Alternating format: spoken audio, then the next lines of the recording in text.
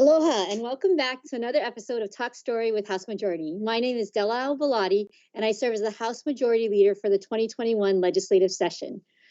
This week we have an exciting episode focused entirely on arts. The COVID-19 pandemic has had a devastating impact on our state's creative economy and creative workers. Many in the art, music, theater, dance, photography, film, and design industries have suffered immense economic losses in terms of sales of goods and services, employment, and earnings. Yet, these communities and sectors have learned to pivot, adapt, and evolve. We have also seen how important art and culture has been to sustain us through these challenging times. Art has helped us to connect with others, even as we were isolated in our homes and forced to restrict our physical and social interactions. Before the pandemic, and even more so now, I think we all have a better understanding of how arts and culture is an extremely important part of our lives and communities. So for this episode, we visited sites that showcase digital, performance, and traditional art. Let's jump right into this episode with my first visit to the Hawaii State Art Museum, our neighbor here at the state capitol in downtown Honolulu. The Hawaii State Art Museum is open. And in fact, our Museum Without Walls program is open too. So you can visit any of your state offices, not the state capitol, but libraries, schools, hospitals, airports. The art is all around us. Hi Sam is open and we're open Monday through Saturday, 10 a.m. to 4 p.m. So come visit and get some air conditioning. The best part, it's free of charge? Free of charge all the time. Yep. Awesome. Aloha kako. I'm at the State Foundation on Culture and Arts. And my name is Cedric Gates. I'm the state representative for District 44. I'm also the chairman for the Committee on Culture, Arts, and International Affairs.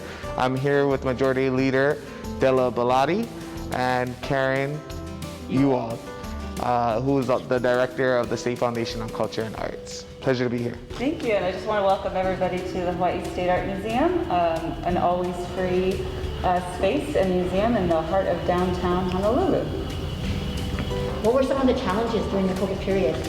The challenges were pretty much like every museum. We had to reassess our safety protocols for the COVID guidelines, order some PPE to keep not only our staff but our visitors safe, and then the big challenge was how do we get out to the public our free programming in a virtual way. So it's been a lot of finagling, a lot of learning on how to do virtual programming. And we've been doing it consistently, but we're ready to reopen and have people come in person when it's safe. How are you folks getting our kids involved in art, and what are some of the exciting things coming out for the kids? Our big program that we do every year is Art Bento, and that is a field trip program where we do have teaching artists go to elementary schools, teach art to the kids, and then actually have them come visit the museum. It has changed during this COVID time, but we are still pursuing and doing that. And then for the youth at home who are just who are curious about art and their families, we have Hi Sam at Home programming as well, which is always free. Okay. Yeah, and then we're planning to very soon reopen the museum to do Super Saturdays where the kids can come for free and enjoy art activities. That's exciting. And I guess during COVID, I know you guys had to adapt, and was going online an option? Was that something you guys focused on? Yeah, and it was, and we did it fairly quickly. A lot of our platforms were on our social media accounts, so our Hawaii State Art Museum Facebook, Instagram, those were the two main platforms that we were able to hire teaching artists to teach at-home art activities, and also kind of follow the core curriculum standards as much as we could for people to access. And we got we had a lot of interest. Yeah. And now we're trying to just move into in person. Got it. When we can. Yeah, awesome. Yeah. All right, thank you for sharing some space with us. Thank you.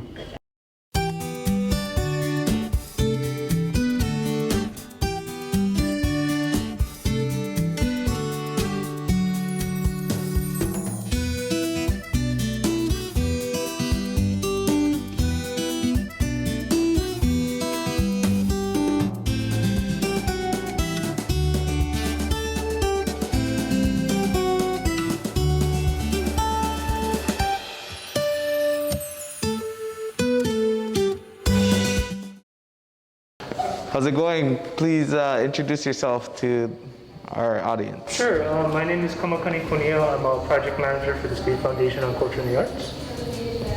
Thank you. And I see we have a piece from my hometown of Waianae. Could you describe a little bit about what this is? Yeah, sure. So this is a piece by Cyan Williams. She's a student at Waianae High School who primarily focuses in digital art. Waianae High School has a very strong digital media program out there, and we're really excited to see Cyan participate in the competition.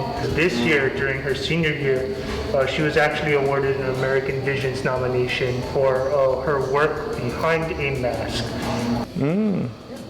Really cool, and does express a lot of things that, you know, these kids are going through as of 2020 and 2021, and the mask says it all. We're really proud of her, and we're excited to see, you know, more from her in her college years, and hopefully we'll get her work in the collection one day too. Awesome. So this is another awesome piece of art from Herb Kane, and I see the background. There's a nice backdrop, kind of looks like galaxies. Can you tell us a little bit about what this is you're looking at? And absolutely. Herb Kane painted like photos, right? He's an illustrator, so the work he did, it's like, wow. And you might even see posters around, but the state owns the originals. There's 14 of them. And you'll notice that they're sailing north, right? So the first half of the exhibit on display up there, all these will be rotating and passing through. And then the second half of the exhibit, they're gonna all go back the other way, go back south, right? So that was curated, this exhibit was curated by Drew Broderick, Kaili Chan, and Kapulani Landgraf. And so they worked hard on understanding each of the stories about the works. And the piece behind it is the spectacular part of this by Hana Yoshihara. So she was actually on Hokulea on the way back from Tahiti. So when they stopped at the equator, she gathered water. There's a ceremony and mixed the water when she got back to Kona with acrylic and deep seawater from Kona. And so the picture here is a full cycle of what Herb Kane imagined when he painted these vessels, created Polynesian Voyaging Society, and then Hana Yoshihara then articulated that vision and became part of it by sailing, right? And then creating this work that she calls Kawai Nui.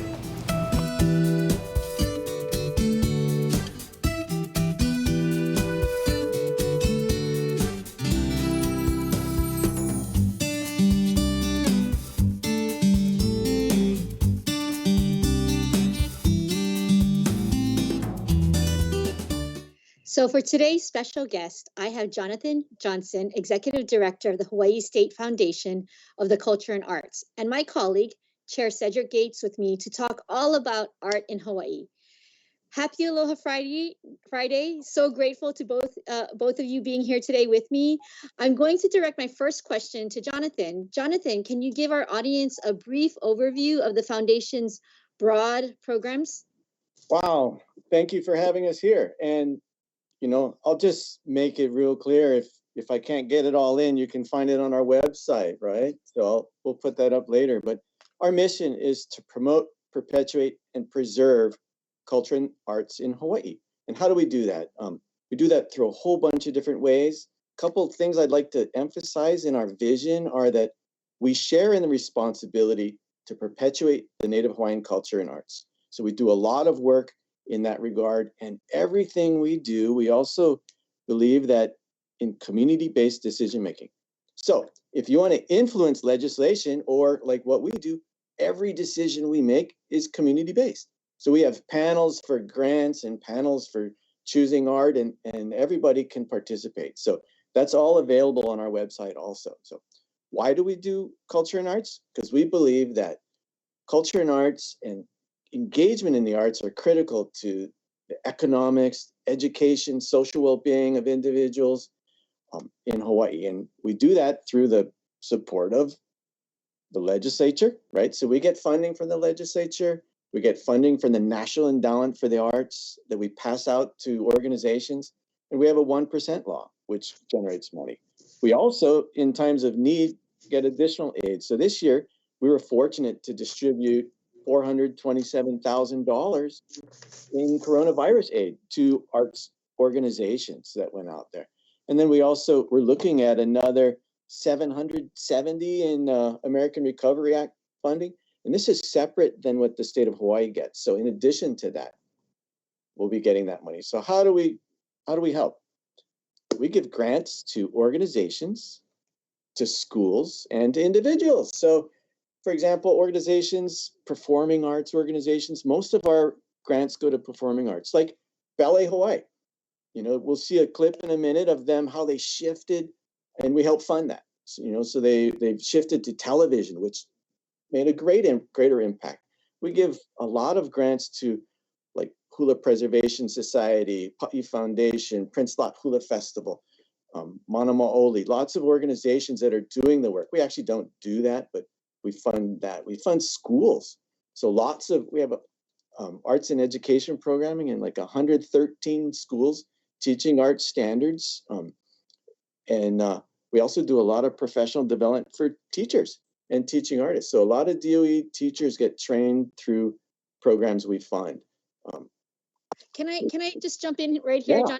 Jonathan? I know that we spotlighted it a little bit in the clip that we just saw, but can you talk a little bit about the Scholastic Arts Competition? Sure. So we believe in recognizing creativity. Kids get recognized for academics or athletics, but creativity really matters. So we champion student art. So we have an exhibit now. I think Kamakani will talk about it, or he just did. Where that's 7 through 12. That closes tomorrow. And then following in May, I think May 14th, we open K through 7th grade. So recognizing student creativity is really, really important. We believe that participating in the arts, it's really healthy for the kids. They learn how to communicate with each other and work together, and learn a lot of 21st century skills. So that's one thing that we do is arts education. And who who started that it became part of our law. Yeah. One more question about student and artwork. I know that you also have an art bento program, and I believe Karen Ewald in that segment talked a little bit about it, but could you expand a little bit about what art bento is? Sure. So art bento is a museum education program that we have at the Hawaii State Art Museum that has a variety of different segments to it. So there's a tour of the museum. There's a engagement part where they work and make or take or movement or music. And then there's also in-house where the teacher goes into the classroom and works with them. And we also do a lot statewide, so we're in schools statewide through our Artists in the Schools program, doing a lot of that interpretation. We can credit Speaker Calvin Say for making sure when he was a freshman, he inserted the language that student art is part of our mission. So that's kind of a tie back to you guys. This year, we actually have a lot of media. We'll talk about media we have videos that are running that kids are working on in the classrooms. We also do artist in residence programs. I think we have a video program going on at the Waianae Intermediate School now, and lots of media things going on statewide too. Well, just to circle back, you started off by saying that one of the missions is to perpetuate Hawaiian art, culture, and history. So can we talk a little bit about the Art in Public Places program and what that collection means for Hawaiian and local artists? And I think that's going to actually segue nicely, and maybe Rep. Gates can chime in a little bit about the Art at the Capitol program, because I think those two are kind of linked. So Jonathan, I'll throw it to you first. Okay, sure. The folk and traditional part is where we really focus on, hula and chant and slack key and kapa. And now we're working in things like Ulana Ie and hula ki'i and Hawaiian traditional weaving. Those are all funded separately than the Art in Public Places collection. What we do with Art in Public Places is we acquire works of art through exhibits and then put them in our Museum Without Walls program. So that's where we put like art behind you, art in the Capitol, art statewide in schools, hospitals, libraries, airports, and we collect. And we have a current exhibit in Haisam right now by Ho'ohuli Ikalima, which focuses on the marginalized Native Hawaiian community from our collection, and it's curated by Native Hawaiians. You'll see it in the video later on. It's really focused on the underrepresentation or misrepresentation and the hopes and the desire to actually make that shift. So we've been putting a lot of effort into that area of support. Rep Gates, did you want to comment anything? I know that this week has been a particularly busy week here at the Capitol with art at the Capitol. It hasn't been like it's been in the past, but I know that you and Senator Taniguchi have been very busy in showcasing the art in public places that are here at the Capitol. Can you speak a little bit about that, Rep Gates? Yes, thank you for highlighting that. That's something that has been a tradition for over a decade at the Capitol, to have constituents and just the public in general come and see the art that is provided by the State Foundation on Culture and Arts to our offices, and also highlight our outlook on these artworks. So that's always a cool thing to have. This year we did go virtual. So unfortunately the Capitol is still closed. So we have videos that were produced and supported by the State Foundation on Culture and Arts to be able to share with our public through social media. And today is the last day for Art at the Capitol. It started on Wednesday. We have projections out on the front of the state capitol, and of course our social media presence. So we're hoping that it reaches the homes and the hopes and spirits of our constituents out there, and hopefully they enjoy it as much as we do.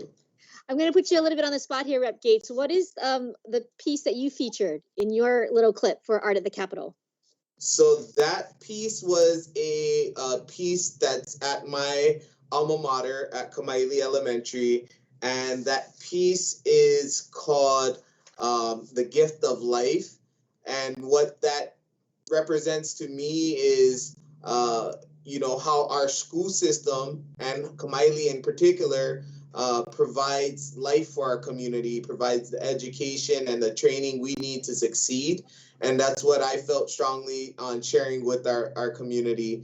And the artist,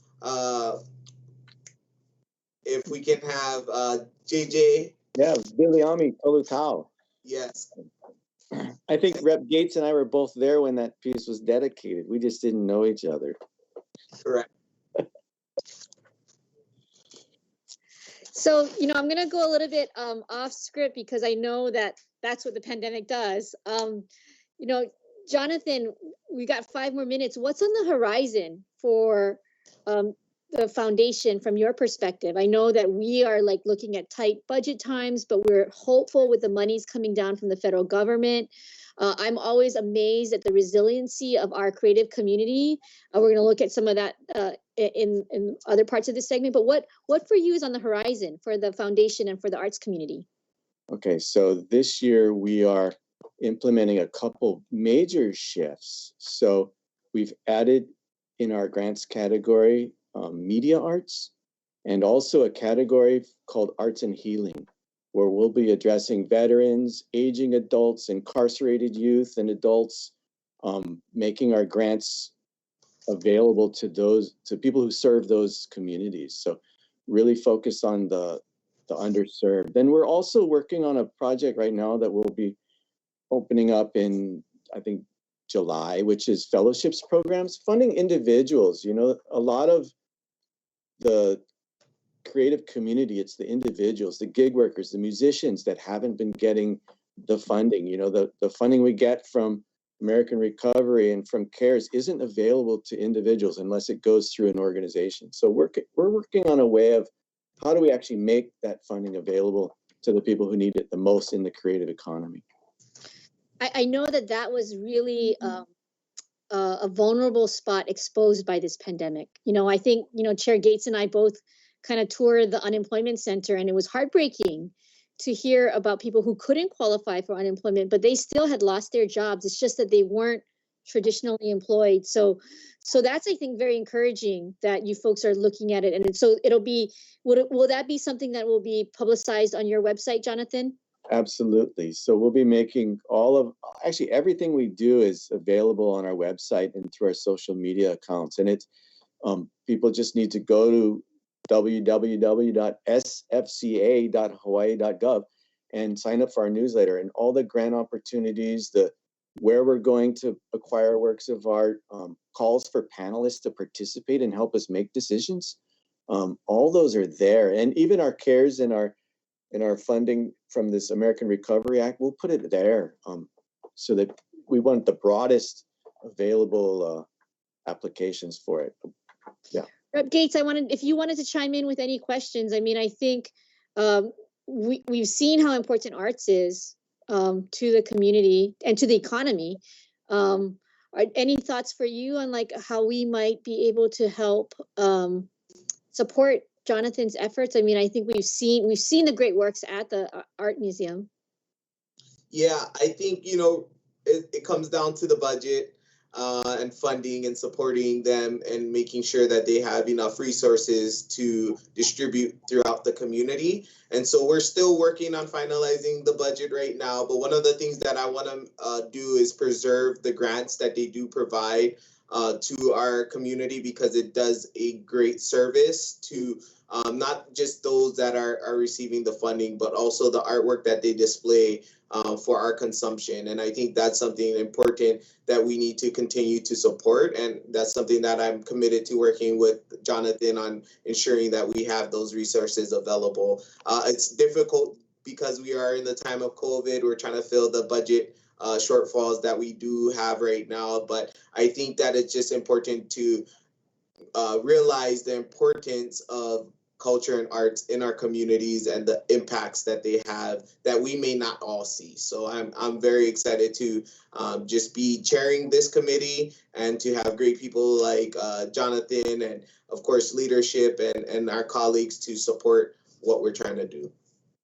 Jonathan, I wanted to cycle back to that notion of healing, because I had heard when we visited the new Performing Arts Center out in Wanalua High School, the First Lady talked about healing and the arts. So I'm going to give you the last 30 seconds. Can you speak to any takeaways that you have from this pandemic and how maybe arts has been played a healing role in our community from your vantage point?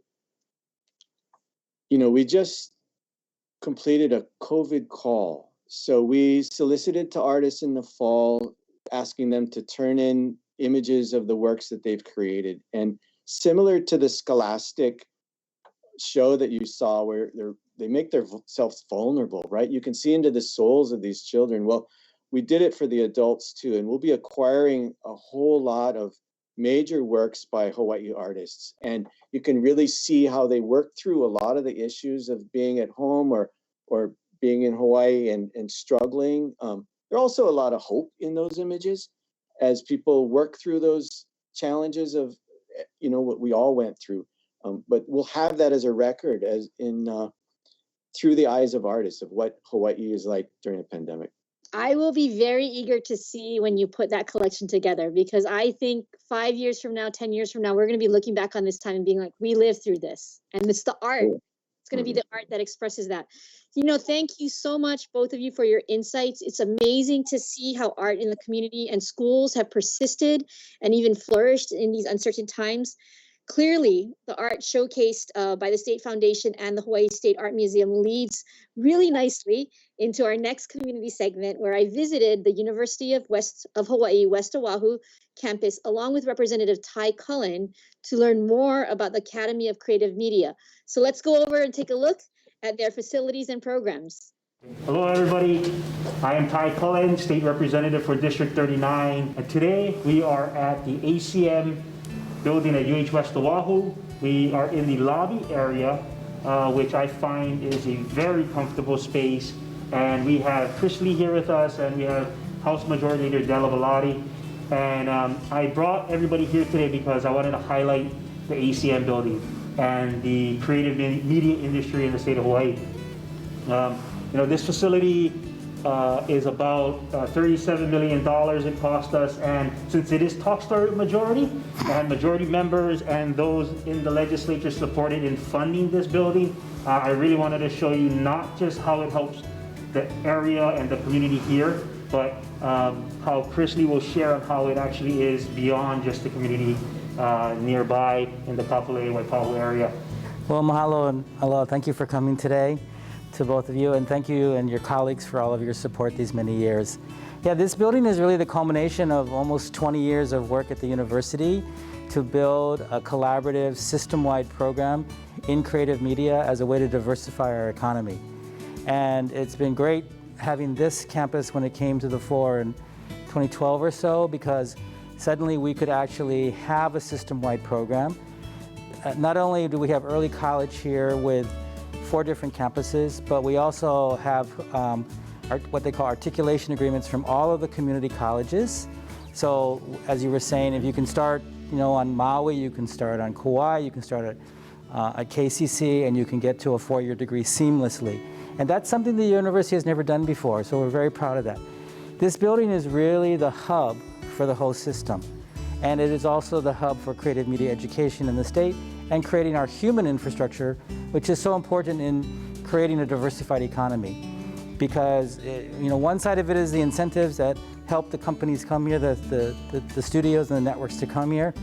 But then you have to have the crews, you have to have the talent, and that's what we're building here at this campus. So, thank you very much. So during the time of COVID, Chris, how did the Academy of Creative Media pivot? Well, this campus actually was ahead of that in that they already offered an entire BA degree online. And in part, that's because of the articulation agreements to all of the community colleges on the neighbor islands. Because of course, not everybody, even if they want to do a 4-year degree here, can move to Oahu. So they were very advanced in that case. But in general, all of our faculty were very clever about being at the forefront of using technology to the advantage during this period of COVID. And the industry itself is the safest industry. The unions have about an 80-page protocol for working on a set, and I don't know if you can't even visit sets anymore because you have to be tested. Everybody gets tested 3 times a week. People work in zones. It's actually the most protected and safest industry there is right now. And it's been great that Hollywood has recognized and we are being rewarded for the sacrifice that our community has made. And it is the one bright spot in our economy.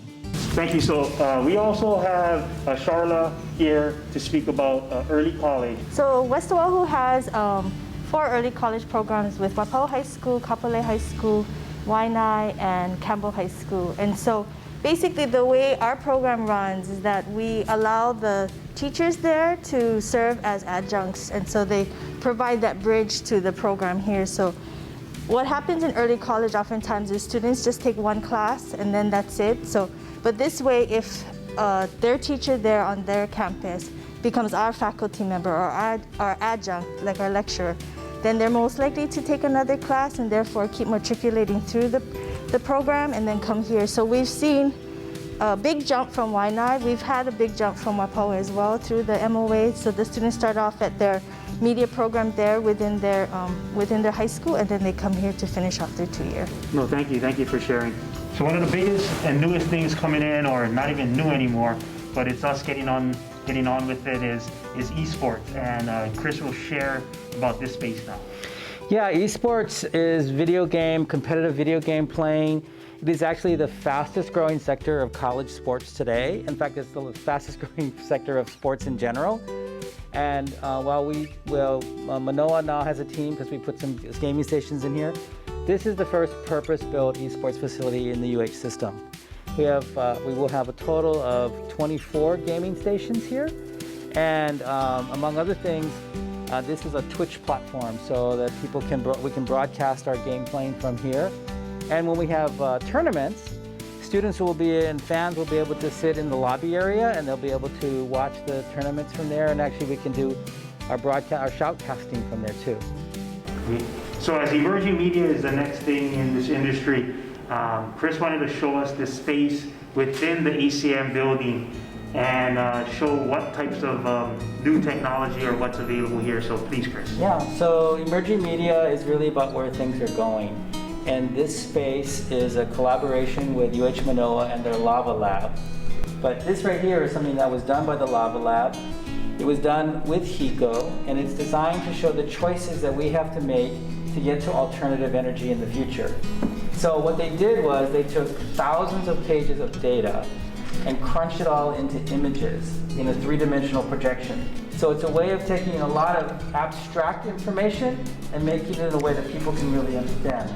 This thing also tells us in the future of the expectation of how we would get to 100% renewable energy by 2045. But it also requires us to make some choices. So again, it's an easy way to look at it, and so that decision makers and really the public can look at this and say, oh, I have to make some choices here. So this is our sound stage. It's about 3,000 square feet. We have a lighting system that actually comes down so that students can adjust the lighting here safely, because in Hollywood, they'd be up on a catwalk. It's also a multi-purpose stage. It's a special effects stage. You can see we have a giant green screen in different colors also that go all the way around to create a special effects environment for shooting. We're really excited in the fall when students can actually come here and use it. Under the Board of Regents rules, it is also available for industry. I think the campus has to figure out what their rate card is. But we look forward to having professionals in here as well because it is industry standard. Yes, I've actually had IATSE out here to take a look because we want to get more folks into the unions, and this is a good place that we can start training them. We can do a program with them in the future. That would be great. Thank you for being such a visionary, Chris. This is fantastic and fantastic for our state. Okay, hey, so this is our Dolby Atmos theater and mixing stage. And what that means is not only does it play back in Dolby Atmos, which is what you will find in the finest theaters in Hawaii, but it also allows you to actually mix in Dolby Atmos. So it's the first Dolby Atmos stage in Hawaii, but it's also very much a teaching facility. If you look at all of the chairs, they actually have power plugs and USBs. There's a thing for your laptop. We can present from here. We actually have a production camera so we can do Zooms and TED Talks from here.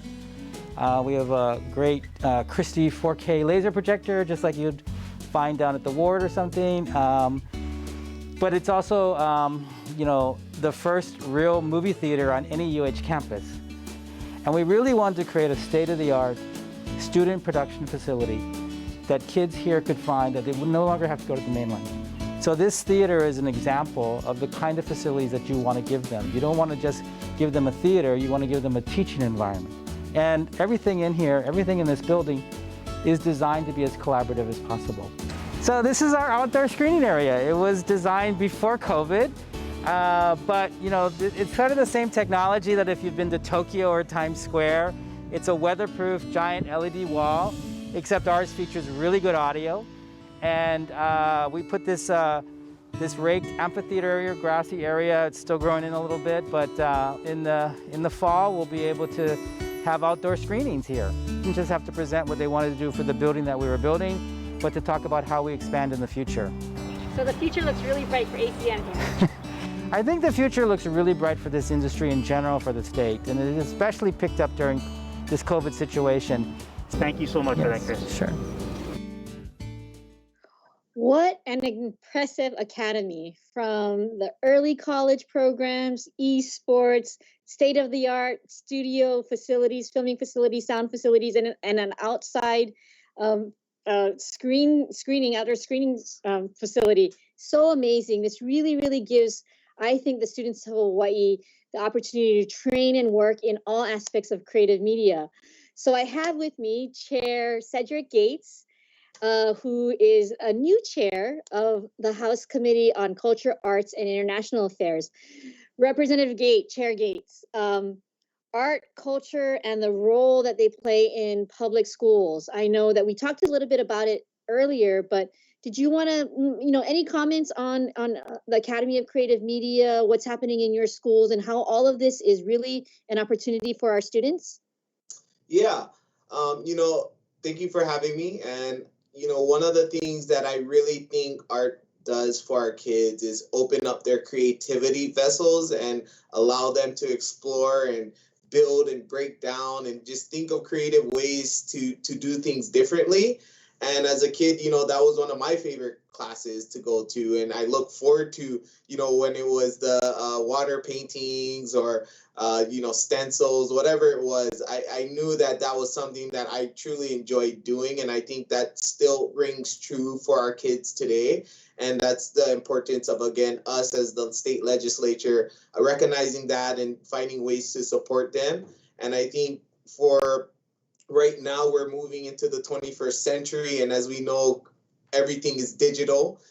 So for my community, we have like the Sea Rider Productions within the Waianae High School, and that allows kids to learn about directing videos, creating videos, and also using their talents to make money. So this is like really big things for our community across the state, because I feel like these kind of programs that are very successful should be duplicated and should be supported in whatever way we can. Other things that are going on in our schools is, as JJ mentioned, the Scholastics art competition and the displays they have at the State Museum, which is really cool. Me and you had the chance to go there, and the art blew me away. The ideas that these kids are coming up with and are able to actually bring it to life through a pen and a paper or through paint or even the videos that were showcased there. I think these are all huge positive impacts that art has been having in our schools for years. And I think that it's now growing, and we're here to support it. And I want to pick up and tease out a little bit about what you said about economic opportunities too. These creative industries could lead to high paying jobs. So I'm super excited about your Sea Rider Productions out of the Leeward Coast because of the digital opportunities people now have. Yeah. Yeah, and that's something that I know personally has helped many of the students that were in that program find jobs in New York, out of state, and even here we have kids coming out of the Sea Rider Productions creating companies to do all of these different things they learn through our DOE system. And so that's something that we should be proud of, and I think that, again, that's something we can proudly build on and really support moving forward. And there's also other great things within Waianae Intermediate School. I know the State Foundation has been supporting them with teaching artists and so forth, and also the creative media. So there's pockets, and I think we just need to kind of rise it all up and give all of our kids the opportunity to learn in this realm.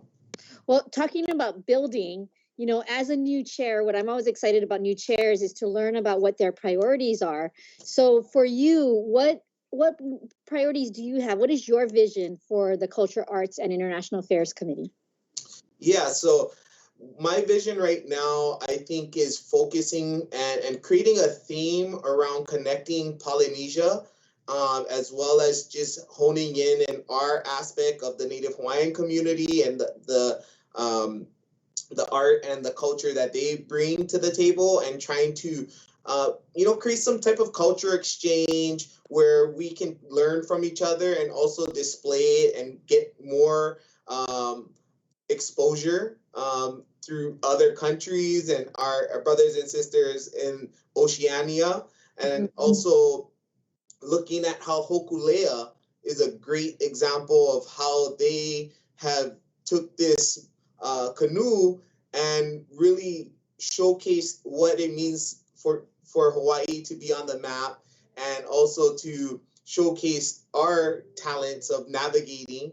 And so just really building on to what they're doing and figuring out a way that we can bring that to other countries, but also for the other countries and our people across the Oceania to come and share what they have with us. And I think with that, we can all grow together.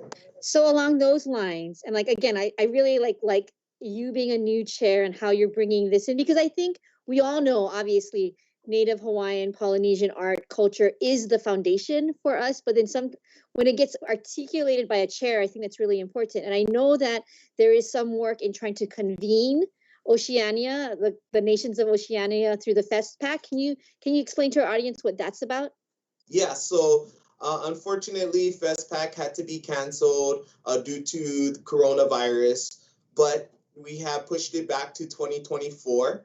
And basically what the FestPack does is provide a venue and space for our brothers and sisters from the Pacific to come to Hawaii and for us to have that exchange of knowledge and information and culture and the arts. And it's a beautiful thing that we will hopefully have a lot of not just economic positive impact, but also uplifting our communities across the state, especially for my community of Waianae, largest Native Hawaiian population. We really want to provide those opportunities for those crafters and artists and cultural practitioners to be able to exemplify what we bring to the table as our state of Hawaii. So I'm excited to see all the nations from the Pacific come together and convene in Hawaii. I think it will have a real big impact on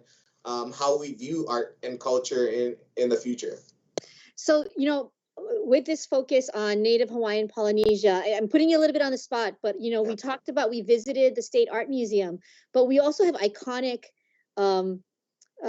historic museums for Native Hawaiians and Polynesia. So when I think about museums, I think of Bishop Museum and Iolani Palace. And I know those sort of fall under your kuleana as chair of cultural arts and in international affairs. You want to comment on those? Because I know that those are very important, iconic, historic places, both Iolani Palace and Bishop Museum. If you want to comment on any of those.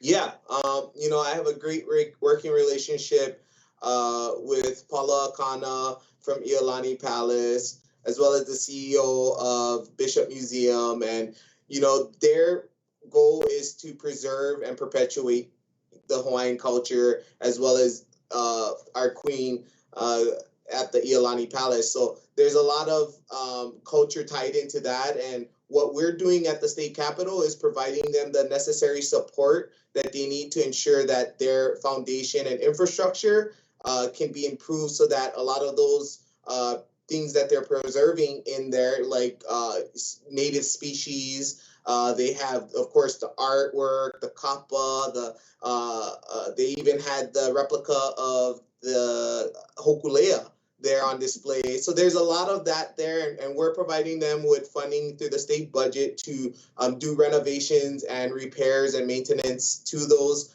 facilities. And I think that will help keep them alive moving forward as well, because of the COVID pandemic really slashing their budgets by like 70%. That's a huge impact, and they were on the verge of not having any options. So the state legislature really stepped up to the plate, and I'm proud to have helped with that. And we're looking forward to seeing that really impact them in a positive way as well.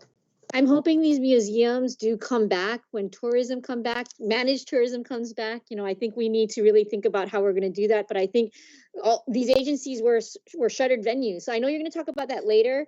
I wanted to kind of transition, though, to also performance art. So I know that there's a lot of performance art and performing artists that you want to support through initiatives that you're going to be working on in the summer and the interim. But before we talk about that, what I like to do is share with our audience a clip that I was able to do, our third community segment for today, where we visit with Ballet Hawaii, a community arts organization, performing arts organization that really had to pivot, adapt, and evolve for the pandemic. So let's go visit with them. Tonight's program is excerpts from Le Corsaire, followed by original choreography. Sit tight, stay safe, keep separated, enjoy the show.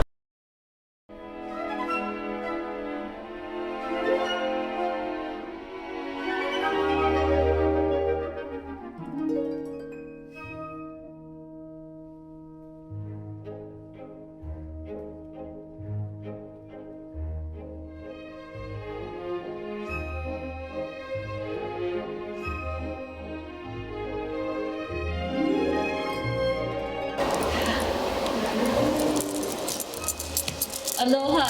Aloha. Thank you so much for having me here at Ballet Hawaii's beautiful studios. Can you explain to me a little bit of Ballet Hawaii and what you had to do as Honolulu dealt with COVID-19? Yes, and thank you for inviting us. When we had to shut down, it was certainly devastating for all of us. And all of the teachers, all of us were furloughed. But when I had the conference call with all of the teachers, what they said is that they would do whatever needed to be done to make certain that Ballet Hawaii would be there to return to. In 1976, the former mayor, Frank Fosse, thought that no city could be complete without culture and the arts. And of course, dance is culture and the arts, right? And so they started that with the CETA funds, which was a training program with a professional company. And when they needed a board of directors to help support the company for costumes, for point shoes, for all those things that were needed, then the Friends of the Ballet was formed. And that board of directors have persevered throughout 46 years almost. So before the pandemic, yes, Ballet Hawaii had a wonderful program, campuses both here in Honolulu, but also in West. And this, yes, our studios are in town and also at Ballet Hawaii West, Waikele, Waipahu. And so we had 2 studios that needed to be shut down with teachers and all of those students without any classes to come to. And every year, Ballet Hawaii puts on a spring performance for its students, as well as a performance ensemble, a nutcracker. So all of these things, I mean, what was that year like for you? It was devastating, but the ingenuity and creative teachers that went forth and put programs on Zoom. They had the Princess Camp, they had the performing group, and they'll talk to you a little bit more about, you know, dancing in the box. So they created all these incredible programs because necessity is the mother of invention, and they truly invented so many wonderful things to keep the students engaged and working with a vision and a purpose and a goal.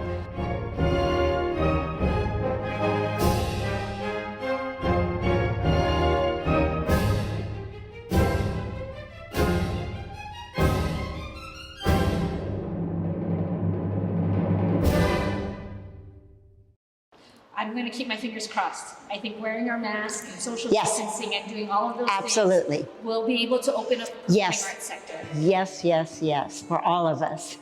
Thank you so much. Thank you. Aloha. So I'm here today with the director of Ballet Hawaii School and the director of the Performing Ensemble. So welcome, Nikki. If I can introduce you, and then Christine. If you can share with me a little bit about how Ballet Hawaii pivoted during the pandemic. We'll start with you, Nikki. Okay, well, actually, we pivoted pretty quickly. Christine and I were just talking about this, and we closed the school down, and about a week later, we were actually able to get classes up and running on Zoom, which has been a most eye-opening experience, I think, to all of us. So that was adjustment for teachers, and I know that you folks really worked hard to eventually be able to do some performances. Can you talk about some of the performance pieces that you put together?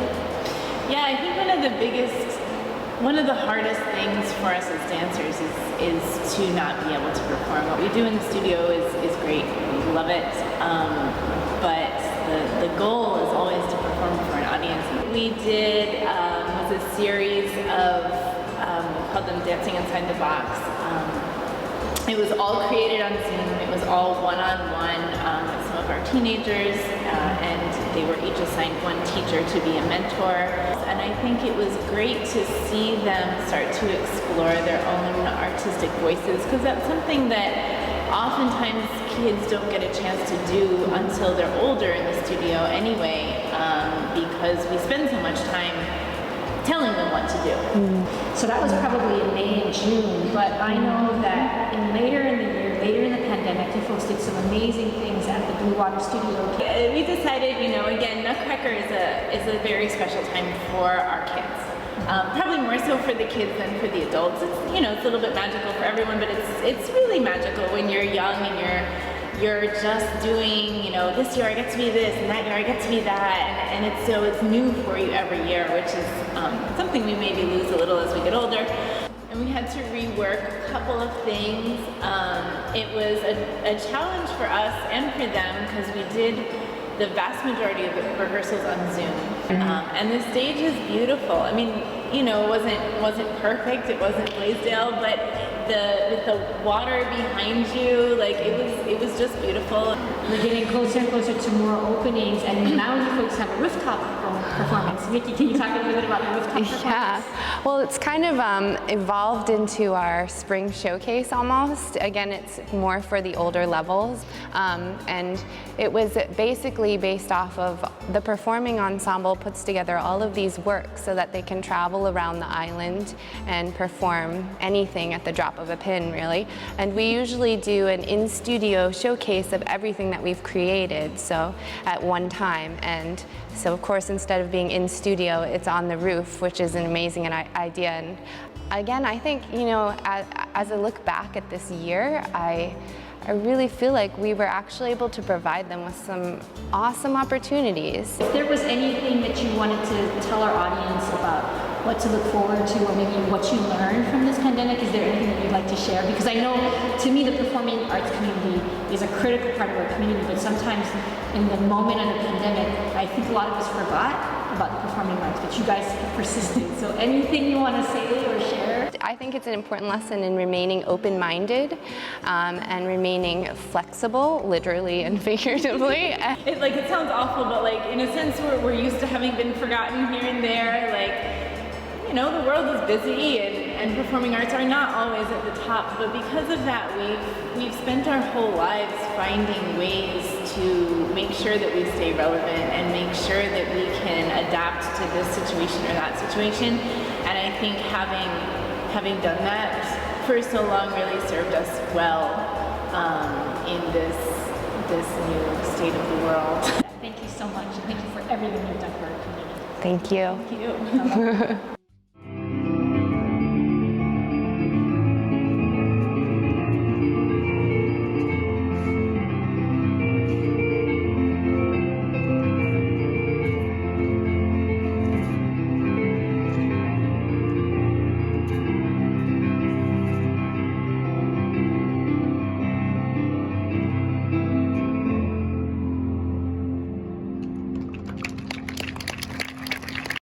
Kudos to all of the performing arts organizations like Ballet Hawaii that had to pivot, adapt, evolve during the pandemic. You know, like all these other sectors of society, the creative arts community was really devastated by the pandemic. And I'm here with Chair Cedric Gates of the Culture, Arts, and International Affairs Committee for the House. From your perspective, Chair Gates, you know, what were the challenges experienced by this artistic community, by these creative communities? Yes, you know, our arts, humanity, creativity, it's a $1 billion industry in Hawaii because of the services they provide and the performances they provide for our community, especially with tourism, but also film industry and other forms of art has been basically decimated because everything was shut down. So our local uncle that goes out there to sing at a bar and all of those kind of things, all these gig workers, they weren't able to get any gigs. And so that was the reality of it. And so it was tough because a lot of the artists and gig workers weren't qualified for PUA and unemployment because of the type of work that they do, which is not as what we see in terms of employment. So I think that was one of the biggest things. And, you know, our Medicaid, our food distributions, our the other funding that artists were able to receive were lifelines for a lot of these folks and their families. And so I think really finding ways to work with them to understand it deeper and turning that into ways that we can improve moving forward in case the next pandemic hits and we have to deal with something very similar. That's something that we're committed to doing. So talking about lifelines, all of these government programs that really provided necessities, access to healthcare, access to food resources, to those who could qualify, unemployment benefits. We're seeing a lot of resources also coming down from the federal government. Can you speak to any of those federal relief programs that are coming down for arts organizations? Yeah, so we have been fortunate enough to receive almost 800,000 through the National Endowment on Arts. That just came down recently. And then the shuttered venues program that they released also through the CARES funding was about $15 billion aimed at helping those that had shut down during this pandemic to kind of stand themselves back up and get restarted, hiring employees and so forth, and hopefully getting the equipment and infrastructure they need to reopen. And so that's going to be huge. My hope is that museums like Bishop Museum and the Hawaii State Art Museum, performance venues like Hawaii Theater, and organizations like the Hawaii Symphony or Hawaii Opera Theater and Ballet Hawaii even our hula halaus may qualify to get some of these fundings through the grants that they have on the federal level. So I'm hoping that that will help us recover and get them back to where they need to be so that we can support these organizations as well as the individuals running them and providing the art and performance for these organizations. So while the pandemic was really devastating for so many in our community, especially our artistic community, there is a silver lining. And I was very encouraged to see that within the arts community, there's been some organization. They realize how vulnerable they are. You're kind of part of an effort. Can we shift to what are you going to be working on during the interim to assist the arts community? Yeah, thank you for bringing that up. So this year we introduced the resolution to create a task force to look at the struggles that our creatives have been going through as of lately, as well as ways that we can help bring them back to where they need to be and provide them the support, as well as look at legislation to introduce for 2022. And I'm hoping that through this group of individuals and educated folks that we can really come up with ways that we can really look at how this should never happen again and how we can kind of encourage the state to provide more support. And that's what it all comes down to. You hear it a lot, it's really the funding aspect of it that really needs to be worked on, but also looking at ways if there's legislation that we could be changing.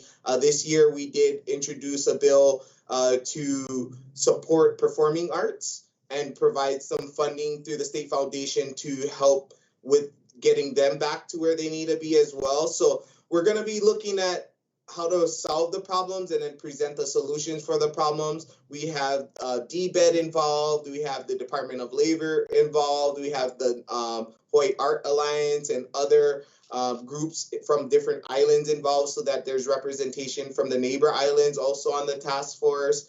We have the Royal Hawaiian Band involved. So there's a lot of different moving pieces that I hope that when we all get together, we can kind of discuss the ways that we can move forward. And that's the exciting part for me. And I'm looking forward to seeing what comes out of that. And I love the name of the task force. It's a Creative Resurgence Task Force. I think, again, this speaks to the opportunities and the innovation of the creative community. Correct. And, I one of the things that really hit home for me was that I was talking with Terry from the Hawaii Art Alliance, and she really stressed to me about how art and music and all of the different things that come with art and creativity was like a second responder to the crisis. We have our first responders, our healthcare workers, our grocery store workers, and those that are essential to the functioning of everything that our government does as well. But our second responders are those that uplift us while we're feeling down and out, and they encourage us to be motivated to wake up the next day and go out there to make change. And I think that was something that hit home for me, because during the pandemic, that's kind of all we had, right? Was Netflix, music, YouTube, like all of that I think encompasses what they provide for our state and provide for everyone else that's outside of our state as well, because we had like Netflix specials being shot in Hawaii. We had all this great stuff going on, and I really think that's something that we can kind of harp on and try to build up, because a second responder is kind of cool, and I think it rings true, because if I didn't have that, I think I would be in a worse off place. So I just want to shout out to all of our creatives for all the great work that they do, our local artists that are continuing to push out great music during these difficult times. So that's big. I think you leading the Culture and Arts Committee is going to provide a lot of hope. So I'm excited about the work that you're going to be doing, Chair Gates. Unfortunately, I'd love to keep talking about art. I could talk about this all day, but unfortunately we have to wrap up. So I just want to close with, arts and creativity clearly makes us stronger as individuals, families, communities, states, and as a country. The Hawaii State House is committed to helping support all sectors of our economy and really bringing back our economy. And in one way we're going to do that is through the economic diversification, clearly through the creative community. Thank you all for joining us on this week's episode of Talk Story with House Majority. Our next episode, our final one for the season, will be on April 30th, and will be the last episode of our regular legislative session right after adjournment sine die. I hope you can join us, and until then, please stay safe, please social distance, wear your mask, and spread aloha and not COVID. Aloha. All right. Aloha.